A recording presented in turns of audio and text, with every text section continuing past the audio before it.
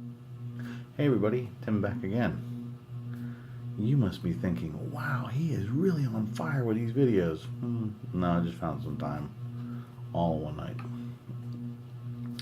It is Memorial Day weekend, so I think it would be important, it would be doing a disservice if I didn't at least acknowledge to those families that have had loved ones pay the ultimate sacrifice for this country. Thank you. No matter what your belief is, no matter what side of the fence you fall on politically, there are men and women defending our nation to allow us the freedom to do it, to do these things, whether it be walk down the street or have a family or own a home, collect records, whatever it is. And their family, these folks, these families are paying the ultimate price. So it's not easy. So I thank each and every one of you who have lost a loved one, and thank your loved ones as well for that price. So that's Memorial Day weekend. So hopefully everybody's having some fun on top of all that. Again, with the ear scratching, I'm losing my mind.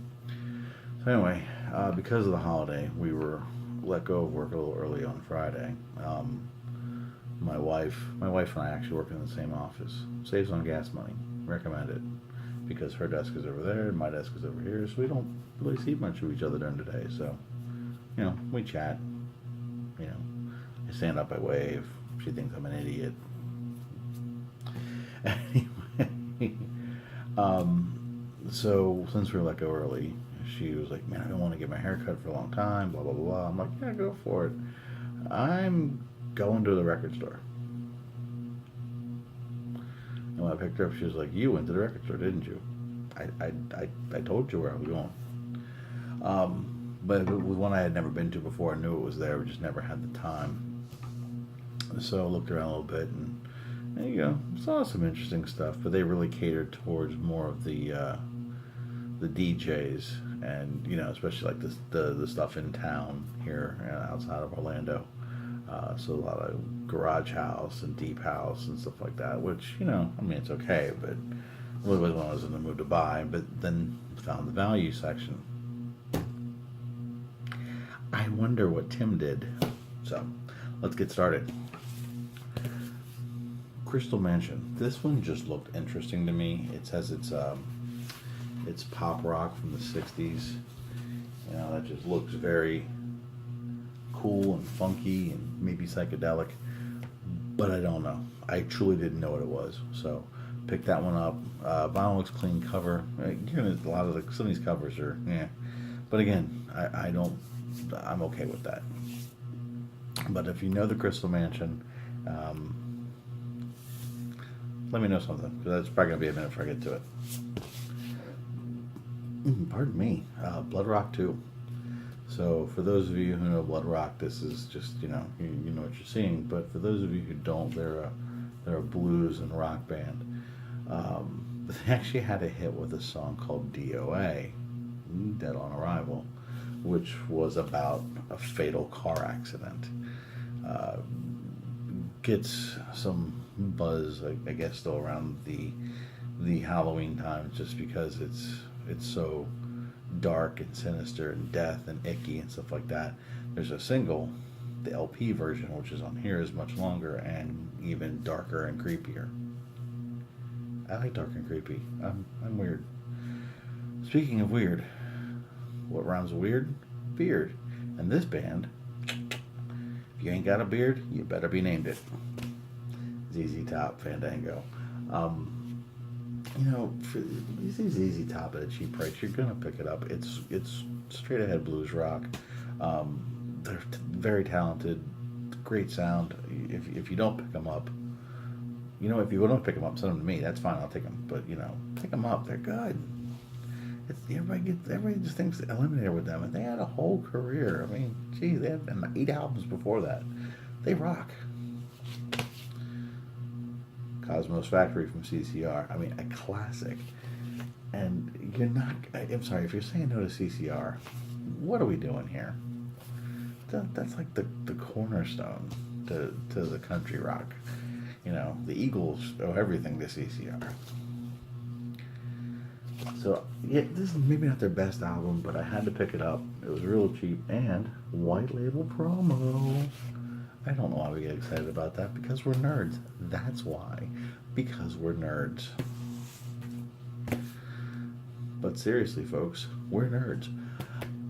Picked this one up right on the heels of getting that VCLT from Luke, where he showed some stuff he was getting rid of, and it was Joe Walsh in there. This is, to me, one of his best. He's always had a strong career, and oddly enough, as look at the stack, I got something else. Always a strong career, but this one has the quintessential 70s rocker. I'm going to rip apart the Hotel and prove that the Rockers are the Bad Boys song, Life's Been Good. So, great track. I mean, you know, he really wrote a soundtrack for firing up the grill, cracking some brews, inviting everybody over, and just having a good time. Speaking of Joe Walsh, and this one's color by numbers, kids, because that's not the original cover if you've never seen it. It's supposed to be all white, but I didn't pay much for it. And why did I buy it? Because it's got Funk 49. And why else did I buy it? This is from a radio station library, from what I can guess. So I guess I make a, if you look at it again, I can see a W. You tell me what that is. An F and an S. Looking at it again and again and again and again, I thought maybe it was, well, I thought two. I thought WHFS and WMFS. Well, WMFS is a radio station out of Tennessee. Started in 2009, but or maybe it started in the late 90s, mid 90s, I don't know. Then, you know, that's what it is. It started mid 90s, and then in 2009 it switched to sports. So why would they have vinyl? I'm hoping it's WHFS. See, I'm originally from Maryland. And WHFS was around for a long time. They were actually known as like the alternative station. They were on the alternative station for the longest time. When the alternative, like when the rock stations were playing all the arena rock, and then they would have people that were just coming up that maybe you didn't know, like Bruce Springsteen in his prime, or Elvis Costello early on. So they would have had a large library of music because they were around in like the 70s. So that's what I'm hoping. Or at least that's what I'm telling myself today. It's all about my own personal reality. Blind Buy. This one is Deaf School. It says Deaf School, English Boys, Working Girls. So it's a promo copy, which was, neither here nor there. It's that synth pop alternative new wave sound. You look like I got okay reviews on Discogs. It's produced by Robert John Lang. Really, Mutt? Really? That's whatever. So, I mean, the production's going to be probably somewhat okay, maybe. But again, it was a blind buy. It was super cheap, so I was willing to give it a chance. So if you know this one as well, shoot me a comment. Sorry if you heard anything. There's cats outside that are fighting. Thankfully they're not mine, and thankfully mine isn't hearing it, because mine would be at the window going. Let's bring us back to earth. A promo single, 12-inch single for Dio's Last in Line. 2 versions. I never seen. I mean, look at it. I mean, talking about promo. I mean, they spared no expense. But I had never seen anything like this before. And it's actually my first Dio vinyl. So, I was grabbing it. This one was not in the cheapy section. It was next to the cheapy section, and I got a deal on it. What he was originally asking for wasn't going to happen. The Call. So this one is Modern Romans. It does have the alternative hit because it didn't get a lot of radio play, at least except for the HFS radio station that I used to listen to. Played the hell out of that. The walls came down, so glad to pick up The Call. I mean, that's just taking me back to, you know, a much simpler time where I got drunk a lot and listened to a lot of good music and had fun. Police Synchronicity. Now, this cover is a little beat up, and I have all my Police on CD. And no, I take that back. I think I have Ghost of the Machine on vinyl. But with the vinyl resurgence, you really want to get everything back on vinyl, so I had to pick this one up. This is more of a placeholder. The vinyl is decent, but the cover, and I may actually upgrade this one at some point. Bad cover, great looking vinyl. John Mayhaw, and I don't have any John Mayhaw, so once I saw this one, knew I had to pick it up. Looking forward to giving this one a proper spin, just to rock out to it. Bob James 2. I actually already have a copy of this. This is actually going elsewhere. If you're not familiar with Bob James, he's got a great jazz funk crossover. He's almost a keyboard and piano player. Wow, I'm tired. So great, you know, he's got a good ear. He picks some great songs. This is from his CTI years. I think he did 4 with CTI before he branched out and kind of worked with Columbia for a good long run. If you're familiar with Bob James, great song on his first album, Nautilus. If you watch TV in the 70s, you would know Bob James because he did the theme song for Taxi, which wasn't called Taxi. I think it may have even been called Touchdown. It was on the Touchdown album. So, a little history on Bob James. Covers beat. Vinyl looks okay, but it's Dynaflux, so I'm worried. But wanted to pick it up.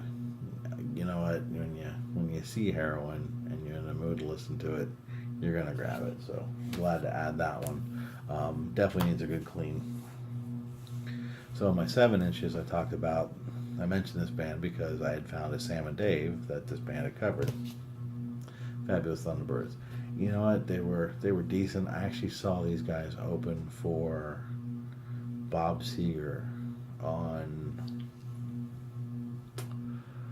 I'm trying to remember what tour that was. Was it Like a Rock? Maybe. Anyway, they opened decent. I mean, you know, they put on a decent show. You know, they played their hits, which all 2 of them. But you know, Jimmy Vaughn, Stevie Ray Vaughan's brother, obviously in the band. So great guitar work. I would love to get the Vaughn brothers on vinyl. This is one of the few times that the cover does annoy me, but again, it's a placeholder because the vinyl looks okay. This is Uriah Heep's The Wizard's Birthday. But I'd like to point out that Beth Walters, I guess is her name, really felt the need to sign the bejesus out of this one, excuse me. And then Waldo and a salt and pepper shaker on the back. I don't know.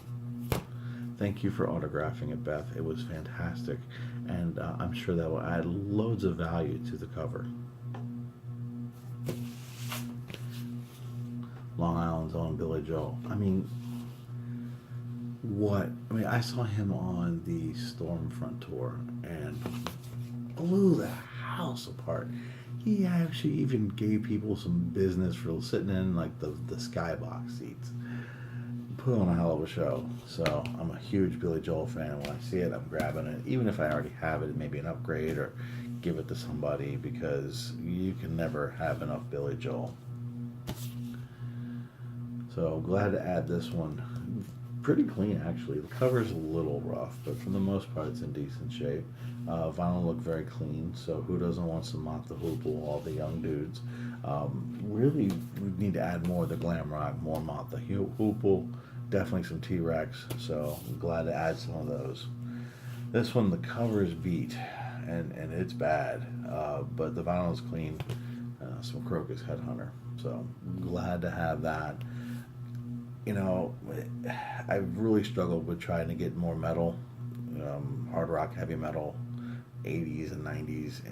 It's either way too expensive around here, which I think it seems to be everywhere. It's had such a resurgence. But when I see it at a decent price and it's not in terrible condition, I'm grabbing it. Taco's putting on the hits. Oh, Ritz. He's wearing a cracker. Putting on the Ritz. The old Irving Berlin tune. And just, man, could you think of a smoother song back in the 80s? This guy was just like, I mean, he had it going on and the dance. I have it on 7-inch. Glad to have the 12-inch as well. Jeff showed this one. Jeff Kempen.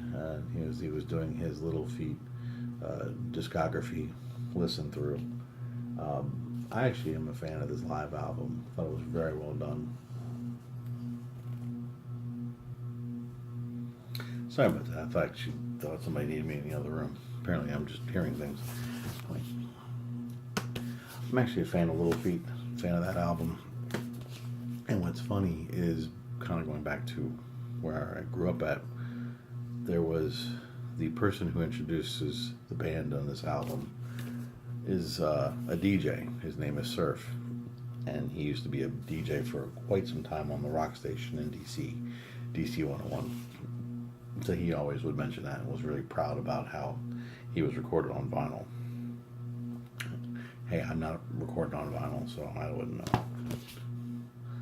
Some good old blues rock, Spooky Tooth. I actually picked up something the other day, a couple weeks ago, and I actually have had a chance to spin it, but I've been hearing a lot of good things about it. I've been seeing people post it. So, and when I see that, and it triggers it in my brain, when I'm out, hey, pick it up. Why not? A couple more. This one was super cheap, and the cover is super questionable, but the vinyl's clean. Not the greatest of shape, but it looks like it's going to play well. And again, when you find some of this older stuff, to me, it's worth it to give it a go for a cheap price. So I'm glad to always add more stones because I need more. Speaking of the best of Mountain. So, you know what? I'm not the biggest Mountain fan. Obviously, Mississippi Queen's on here. This may actually even do me. I say that, and then I'll see something cheap, and I'll go, oh, hey, it's Mountain. Who am I kidding? And then there's the last one. And my eyes jumped out of my head when I saw this in the value bin. And then I pulled out the vinyl. And then I saw why it was in the vinyl, why it was in the cheap bin. But I bought it anyway.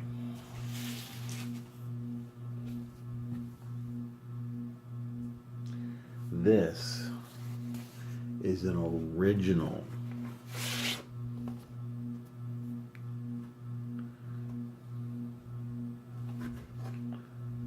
It's an original press.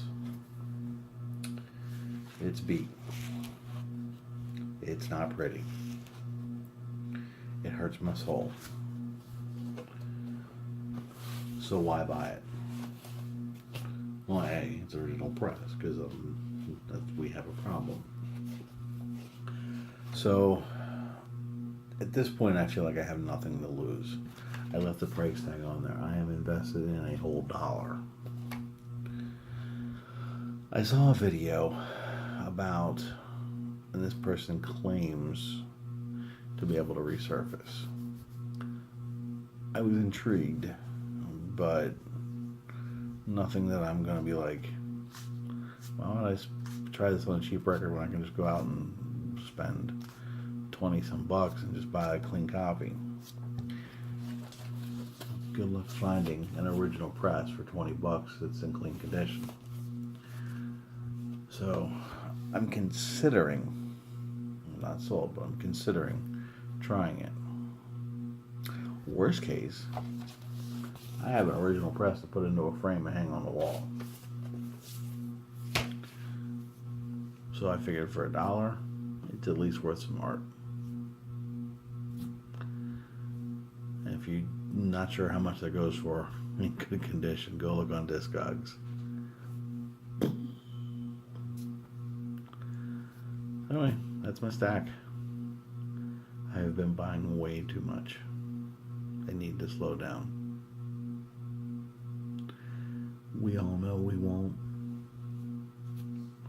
We have $5 in our pocket, we're going to hit the value section. We have $20 in our pocket, we're going to get something off of eBay or Discogs or Amazon. That's what we do. That's why we're here, to see this.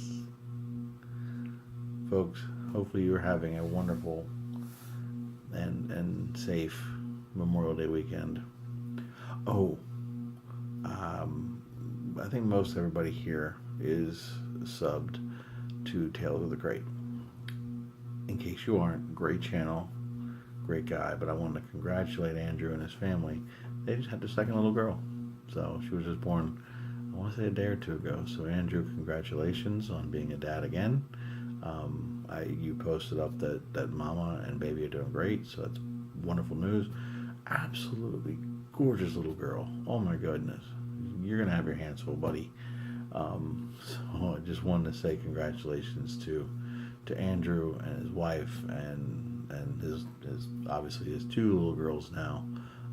Great addition to the family. Glad to hear that she's well, and I'm sure she'll continue to do well. So everybody, take care of yourself, have fun, be safe, especially on this holiday weekend, and we'll talk soon.